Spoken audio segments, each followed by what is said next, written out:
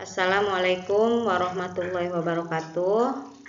Baiklah anak-anak, pada video pembelajaran kali ini kita akan membahas tentang mukjizat dan kejadian luar biasa lainnya.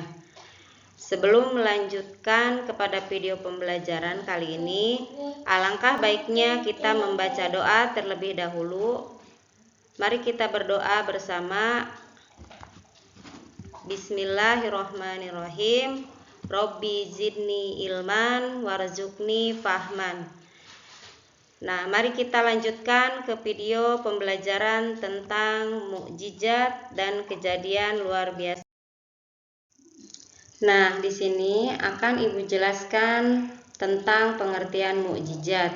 Pengertian mukjizat itu ada dua, yaitu menurut bahasa dan menurut istilah. Nah, kalau menurut bahasa yaitu yang melemahkan dan yang mengalahkan. Nah, sedangkan menurut istilah yaitu sesuatu yang luar biasa yang terjadi pada diri Nabi atau Rasul Allah Subhanahu wa taala dalam rangka membuktikan bahwa dirinya adalah Nabi atau Rasul Allah Subhanahu wa taala yang tidak dapat ditiru oleh siapapun. Di dalam Al-Quran, mukjizat disebut ayat atau burhan yang berarti bukti atau keterangan yang jelas. Mari kita mengenal macam-macam mukjizat. Mukjizat itu ada beberapa. Yang pertama, mukjizat hisiah. Mukjizat hisiah, mukjizat yang dapat dilihat, didengar, dirasakan, dan dipegang. Mukjizat ini ditunjukkan kepada orang biasa yang kurang mampu menggunakan akal pikirannya secara baik. Contohnya, mukjizat yang diberikan kepada Nabi Adam waktu itu Qabil dan Habil melaksanakan kurban. Kurban Habil diterima Allah, sedangkan kurban Habil tidak diterima. Dengan diterimanya kurban Habil, rasa benci Qabil bertambah sehingga Habil dibunuh. Selanjutnya, mukjizat maknawiyah ialah mukjizat yang tidak dapat dilihat, didengar, dirasakan, dicium, dipegang. Mukjizat maknawiyah hanya dapat dimengerti dan dikenal oleh orang-orang yang berpikiran sehat, berbudi luhur, dan berperasaan halus. Contohnya, mukjizat pada Nabi Muhammad SAW yang berupa Al-Quran. Tidak semua orang mau menerima petunjuk Al-Quran. Hanya orang-orang yang berpikiran sehat, berbudi luhur, dan berperasaan halus yang sanggup menerima petunjuk Al-Quran dengan senang hati. Macam-macam mukjizat selanjutnya, mukjizat kauniyah, yaitu mukjizat yang berupa peristiwa alam. Misalnya, terbelah laut akibat pukulan tongkat Nabi Musa alaihissalam dan dibelahnya bulan menjadi dua oleh Nabi Muhammad SAW. Selanjutnya, mukjizat salbiyah atau tarkiyah. Mukjizat yang membuat sesuatu tidak berdaya, seperti Nabi Ibrahim alaihissalam yang mampu menghilangkan daya bakar api. Selanjutnya, mukjizat syahiyah atau fi'liyah. Nah, mukjizat yang terpancar dari tubuh Rasul sendiri. Misalnya, memancarnya tangan Nabi Musa alaihissalam dan mengucurnya air dari celah-celah jemari Nabi Muhammad SAW. Selanjutnya, mukjizat akliyah, mukjizat yang masuk akal, yaitu Al-Quran.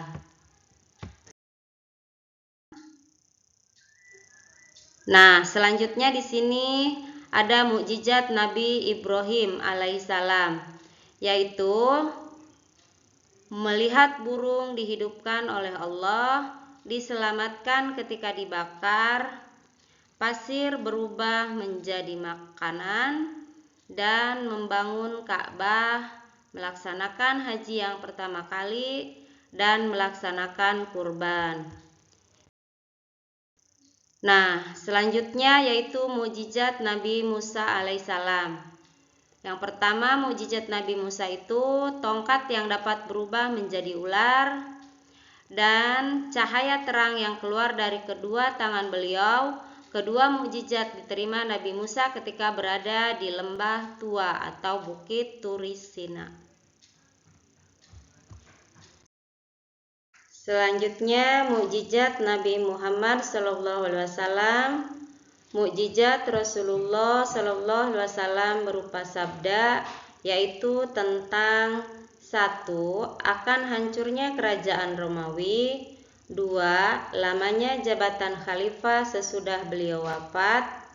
3. Akan dibukanya negara Mesir. Selanjutnya mukjizat Rasulullah yang berupa perbuatan, yaitu 1. Rasulullah membelah bulan. 2. Tentang terbenamnya kaki kuda Surokah saat mengejar Nabi Muhammad. Yang ketiga, Nabi Muhammad memerah air susu kambing Ummu Ma'bad. Selanjutnya kita akan membahas tentang kejadian luar biasa lainnya, yaitu tentang karomah, maunah, dan irhas. Karomah menurut ulama sufi berarti keadaan luar biasa yang diberikan Allah kepada para walinya. Wali adalah orang yang beriman, bertakwa, beramal soleh kepada Allah. Contohnya, kejadian yang dialami Nabi Sulaiman ketika berhadapan dengan para tentaranya. Ada seorang yang berilmu berkata, "Aku akan membawa singgasana itu kepadamu sebelum matamu berkedip." Maka tatkala Sulaiman melihat singgasana itu terletak di hadapannya, ia pun berkata, "Ini termasuk karunia Tuhanku untuk mencoba aku, apakah aku bersyukur atau mengingkarinya akan nikmatnya. Dan barang siapa yang bersyukur, maka sesungguhnya dia bersyukur untuk kebaikan dirinya. Dan barang siapa yang ingkar, maka sesungguhnya Tuhanku Maha Kaya lagi Maha Mulia." Quran Surat An-Naml ayat 40. Selanjutnya maunah. Maunah berarti pertolongan. Maunah diberikan oleh Allah kepada siapapun yang dikehendakinya, baik kepada nabi, wali, maupun manusia biasa. Allah telah memberikan pertolongan berkali-kali kepada Nabi Muhammad. Semua usaha pembunuhan yang dilakukan oleh orang kafir selalu gagal.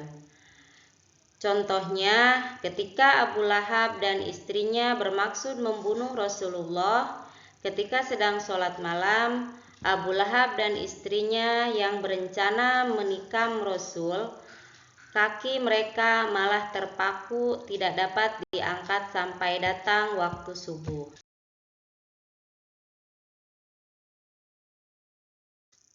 Dan yang terakhir yaitu irhas. Irhas ialah kejadian luar biasa yang ada pada diri calon nabi atau rasul ketika masih kecil.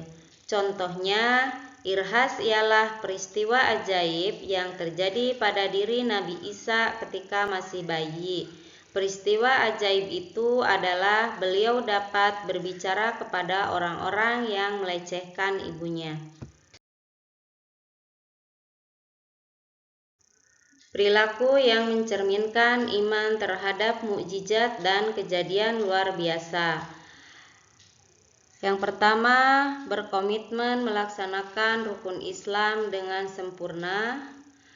Yang kedua, melaksanakan perintah Allah Subhanahu wa Ta'ala dimulai sejak bangun tidur sampai akan tidur lagi. Selanjutnya, menjauhi perbuatan yang dilarang Allah seperti berikut ini: dengki, berselisih, membenci, bermusuhan, merusak, mencari-cari kesalahan orang lain, mengolok-ngolok orang lain, merugikan hak orang lain, menghina Tuhan orang lain, memaksakan kehendak berjudi dan minum khamar dan berzina.